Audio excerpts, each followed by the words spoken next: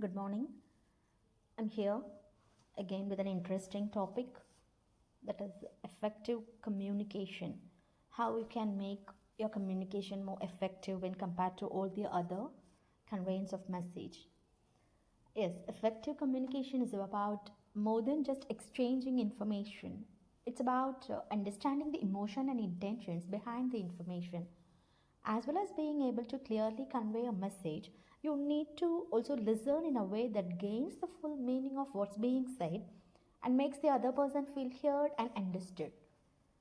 Effective communication sounds like it should be instinctive, but all too often, when we try to communicate with others, something goes astray. We say one thing, the other person hears something else, and misunderstandings, frustration, and conflicts ensue. This can cause problems in your home, school, and work relationships. For many of us, communicating more clearly and effectively requires learning some important skills. Whether you are trying to improve communication with our spouse or kids, boss, or co workers, learning these skills can deepen our connections to others. It can build greater trust and respect and improve teamwork, problem solving, and our overall social and emotional health also. And now, so effective communication is a combination of a set of skills that include attentive listening, nonverbal communication, ability to deal to stress in the present situation, and the ability to identify and understand one's own emotions and those of the person one is communicating with. And here I have shared some communication skills which can be implemented by all of us to make our communication more effective.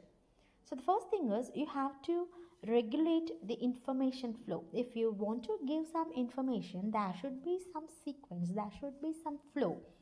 Then your communication should be a two-way communication. Then only it will be interesting. For example, if it is a one-way communication, will be not sure whether the listener is active, whether he is listening or not, whether he is understanding or not. So nothing. He is interesting to listen. So nothing we can learn, right? Nothing we can know from that. So your communication should always be a two-way communication. Then only it will be effective. Then use of some simple languages. So, while conveying the message, the sender should recall, should remind about the listener who is going to receive the message, and it should be flexible, it should be easily understandable to them. So, you have to use some simple languages while conveying the message and avoid information overload also. It will be a burden to them. So if your information is simple, it is crisp and short, then only can easily reach the receiver. And you have to reduce some psychological barriers also while conveying the message and create an environment of trust and confidence. So this is a very important thing while conveying a message and effective listening.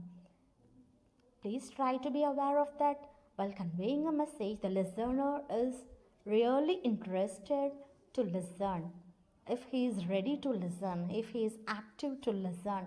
So, before or during the communication, you have to analyze whether the audience or the listener or the students are really involved and interesting to listen our words.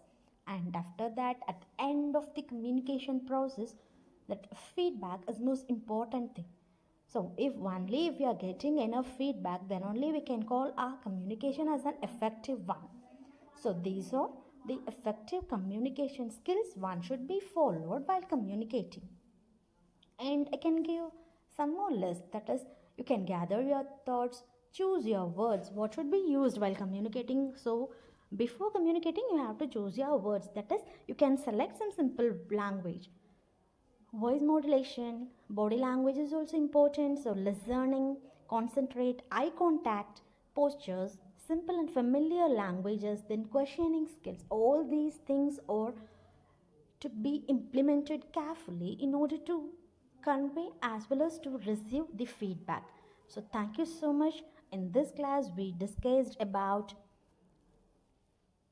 communication, how it should be conveyed effectively.